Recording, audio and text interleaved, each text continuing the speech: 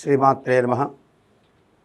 జై హిందూ ప్రేక్షకులకి అందరికీ కూడా అమ్మవారి ఆశీస్సులు పరిపూర్ణంగా ఉండాలి. ఈ జాతక రీత్యా ఒక్కొక్క రాశి ఫలితాలు మనం చెప్పుకుందాం. మకర రాశిలోకి ఇక్కడ ఉత్తరాషాఢ, శ్రవణం, ధనిష్ట 3 నక్షత్రాలు ఉంటాయి. ఉత్తరాషాఢ నక్షత్రానికి అధిపతి అయినటువంటి వాడు ఇక్కడ సూర్యుడు ఉచ్చస్థానంలో ఉన్నాడు. అట్లాగే శ్రవణ నక్షత్రానికి అధిపతి చంద్రుడు వార ప్రారంభంలో అష్టమంలో ఉండి అట్లాగే వారాంతంలో లాభంలో నీచబడతాడు. ధనిష్ట నక్షత్రాధిపతి వార ప్రారంభంలో యుద్ధ వాతావరణంలో ఉండి వారాంతంకి వచ్చే వార మధ్యంలో మారిపోయి యోగం కలిగించే అవకాశాలు ఉంటాయి. కాబట్టి ఇక్కడ బాగా ఎక్కువగా లబ్ధి పొందేది ఎవరంటే ఉత్తరాషాఢ నక్షత్ర జాతకులు ఖచ్చితంగా గృహ మార్పు చేసే అవకాశాలు ఉంటాయి.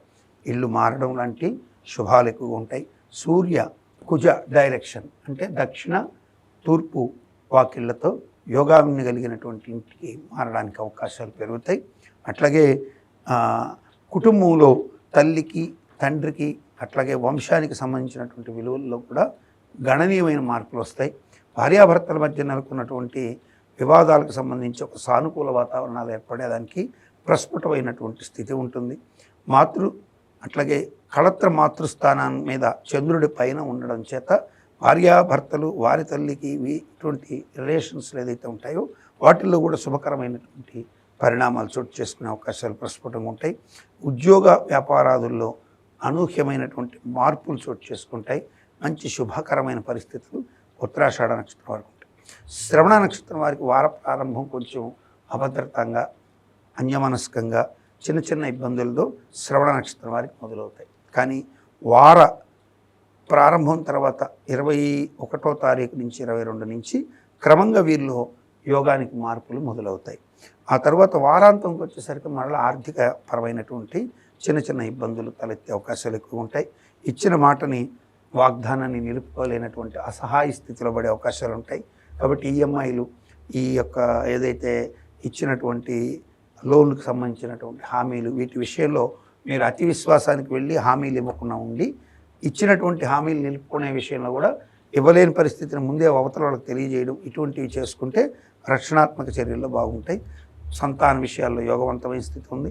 కుటుంబపరమైన అంశాల్లో యోగవంతమైన స్థితి ఉంది. అన్ని రకాలుగా కూడా బాగుంది. కానీ ఆర్థికంగా మాత్రం కొంచెం చిన్న చిన్న ఇబ్బందులు తలెత్తే అవకాశాలు ఎక్కువ ఉంటాయి శ్రవణ నక్షత్రం వారికి. ధనిష్ట వారికి ఇచ్చిన అంటే ధనం తీసుకున్నటువంటి రుణదాతలు మీరు ఇచ్చినటువంటి వారితో ఈ వారం కలహాలు వచ్చే అవకాశాలు ఎక్కువ ఉంటాయి. 23వ తారీఖు లోపల మీరు ఖచ్చితంగా ఇతరులతో మీ ధనాన్ని గురించి తగాదాలకు వెళ్ళాల్సిన పరిస్థితులు, వారితో వాద ప్రతివాదాల్లో మీరు ఎక్కువగా ఉద్రేకానికి గురే అవతల వారిని హామ్ చేసే పరిస్థితులు, కోర్టు గుమ్మాలు తొక్కాల్సిన పరిస్థితులు, ఇటువంటి ఉద్రేకమైన సంఘటనలకి ఆస్కారం ఎక్కువ ఉంటుంది. ఇక్కడ రవి మీద కూడా అటువంటి ప్రభావం ఉంది. అంటే సూర్యుడి నక్షత్రమైన ఉత్తరాషాఢ మీద కూడా అనవసర వాగ్యుద్ధాల రీత్యా వెళ్ళేది ఉంది.